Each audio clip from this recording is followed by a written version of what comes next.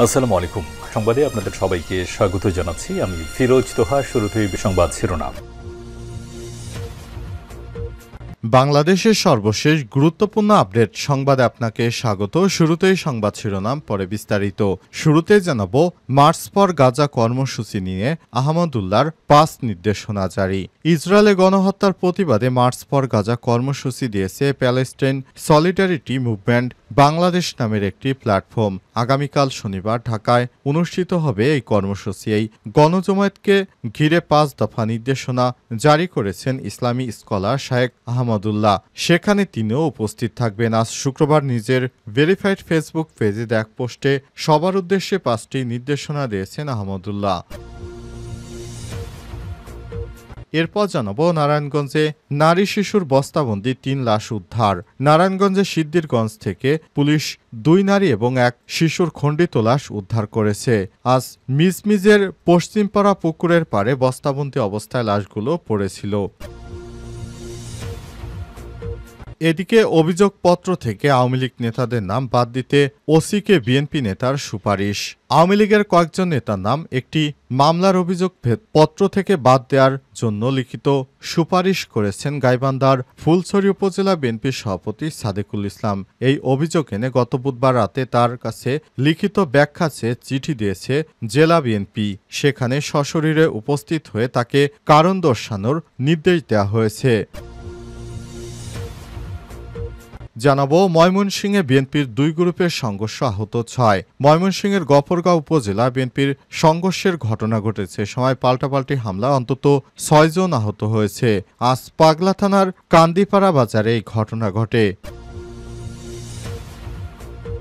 এদিকে অন্তর্বর্তীকালীন সরকারের ৫ বছর ক্ষমতায় থাকার অধিকার নেই বললেন সেলিমা রহমান। বিএনপির স্থায়ী কমিটির সদস্য বেগম সেলিমা রহমান বলেছেন, দেশের স্থিতিশীলতা এবং গণতন্ত্র ফিরে আনতেই বিএনপি দ্রুত নির্বাচনের কথা বলে। ষড়যন্ত্র মোকাবেলায় নির্বাচিত সরকার প্রয়োজন। এবং সর্বশেষ জানাবো ভারত বাংলাদেশ সীমান্তে বিএসএফ সদস্যের করুণ পরিণতি। ভারতের পশ্চিমবঙ্গে বজ্রাঘাতে প্রাণ হারিয়েছে দেশটির এক সীমান্তিরক্ষী বাহিনী বিএসএফ এর সদস্য।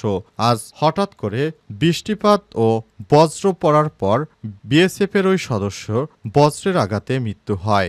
বজ্রপাতে ওই বিএসএফ সদস্যের লাশ সেই রাস্তার উপরই পড়েছিল। পরে বিএসএফ এর অন্য সদস্যরা এসে তার লাশ উদ্ধার করে নিয়ে যায়। প্রিয় দর্শক, এতক্ষণ শুনছিলেন সংবাদ শিরোনাম, এবারে বিস্তারিত।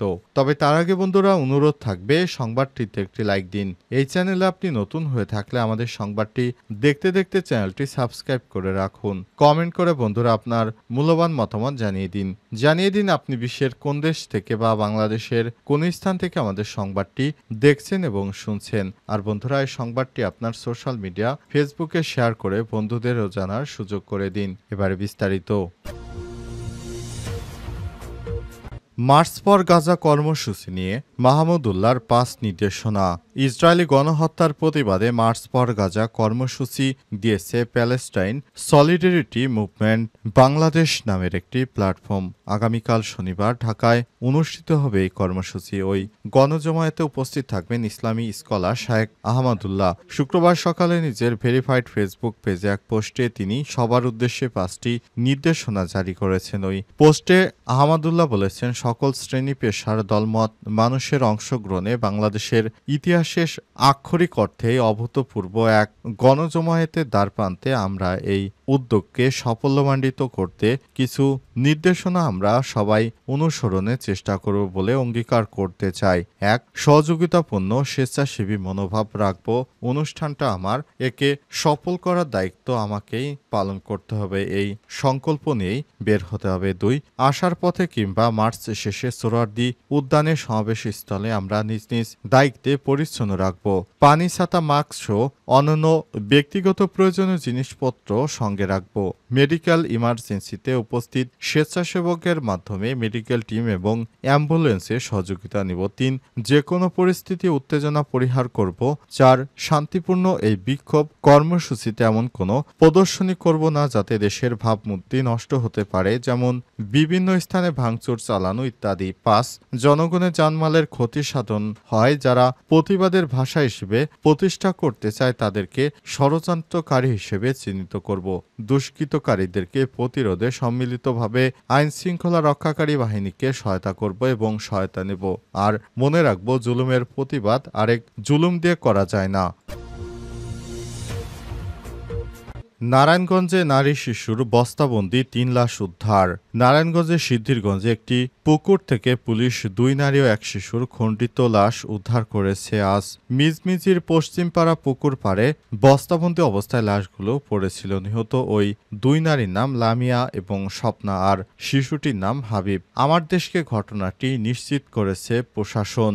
নারায়ণগঞ্জের সিদ্ধিরগঞ্জে বাড়ির আঙিনা ওই শিশুর খণ্ডিত মরদেহের বিষয়টি পুলিশ নিশ্চিত করেছে। তারা স্বপ্না বয়স ৩৫, লামিয়া ২২ এবং আবদুল্লাহ ৪। আর শুক্রবার ১১ এপ্রিল দুপুর ১টার দিকে সিদ্ধিরগঞ্জের মিজমিজি পাড়া এলাকায় পুকুর পাড় থেকে মরদেহগুলো উদ্ধার করা হয়। ঘটনায় জড়িত সন্দেহে ইয়াসিন নামে এক ব্যক্তিকে আটক করেছে পুলিশ। পুলিশ জানায়, সকালে একটি বস্তায় মোড়ানো লাশের হাত দেখতে পায় এলাকাবাসী। এরপর পুলিশকে খবর দেওয়া হয়। পরে পুলিশ ঘটনাস্থলে গিয়ে ৩ জনের খণ্ডিত মরদেহ উদ্ধার করেছে। এই ঘটনায় নিহত স্বপ্নার স্বামী ইয়াসিনকে আটক করা হয়েছে। প্রাথমিক তদন্ত করে জানা গেছে, ইয়াসিন একজন মাদক সেবী ছিল। পারিবারিক কলহের জেরে ইয়াসিন তার স্ত্রী স্বপ্না, তার শালিকা লামিয়া এবং ছেলে আবদুল্লাহকে হত্যা করে মাটি চাপা দিয়ে রাখে। পুলিশের ধারণা, গত ২-৩ দিন আগে ইয়াসিন তার পরিবারের ৩ জনকে হত্যা করে খণ্ডিত মরদেহ বস্তায় ভরে বাড়ির আঙিনায় মাটি চাপা দেয় এবং সেগুলো পুকুরে পাশে ফেলে রাখে এবং সেখান থেকে এলাকাবাসী বিষয়টি দেখতে পেয়ে পুলিশকে খবর দিলে পুলিশ ঘটনাস্থলে গিয়ে লাশগুলো উদ্ধার করেছে। অভিযোগপত্র থেকে আওয়ামী লীগ নেতাদের নাম বাদ দিতে ওসিকে বিএনপি নেতার সুপারিশ। আওয়ামী লীগের কয়েকজন নেতার নামে একটি মামলার অভিযোগ থেকে তাদের বাদ দিতে থানায় লিখিত সুপারিশ করেছেন গাইবান্ধার ফুলছড়ি উপজেলা বিএনপির সভাপতি সাদেকুল ইসলাম। এই অভিযোগ এনে গত বুধবার রাতে তার কাছে লিখিত ব্যাখ্যা চেয়ে চিঠি দিয়েছে জেলা বিএনপি। জেলা বিএনপির সভাপতি অধ্যাপক ডক্টর মইনুল হাসান এবং সাধারণ সম্পাদক নবী স্বাক্ষরিত ওই চিঠির অনুলিপি বিএনপির রংপুর বিভাগীয় সাংগঠনিক সম্পাদক আসাদুল হাবিব, সহসাংগঠনিক সম্পাদক আবদুল্লাহ খালেক ও মমিনুল ইসলামকে দেয়া হয়েছে। বৃহস্পতিবার রাতে বিষয়টি নিশ্চিত করে জেলা বিএনপির সভাপতি অধ্যাপক ডক্টর মইনুল হাসান বলেছেন, সংগঠনের শৃঙ্খলা রক্ষায় জেলা বিএনপি এই সিদ্ধান্ত নিয়েছে।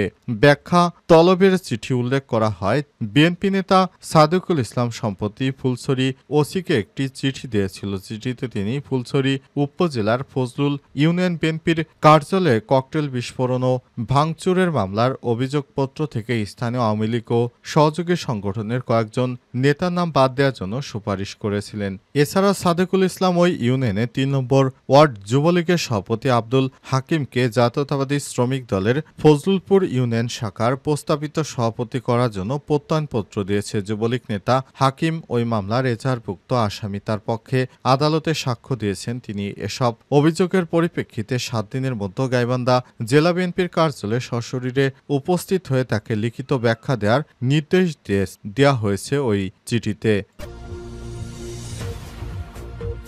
ময়মনসিংহে বিএনপির ২ গ্রুপের সংঘর্ষ, আহত ৬। ময়মনসিংহের গফরগাঁও উপজেলা বিএনপির সংঘর্ষের ঘটনা ঘটেছে। সময় পাল্টাপাল্টি হামলা অন্তত ৬ জন আহতের খবর পাওয়া গেছে। বৃহস্পতিবার ১০ এপ্রিল পাগলা থানার কান্দিপাড়া বাজারে এই ঘটনা ঘটে।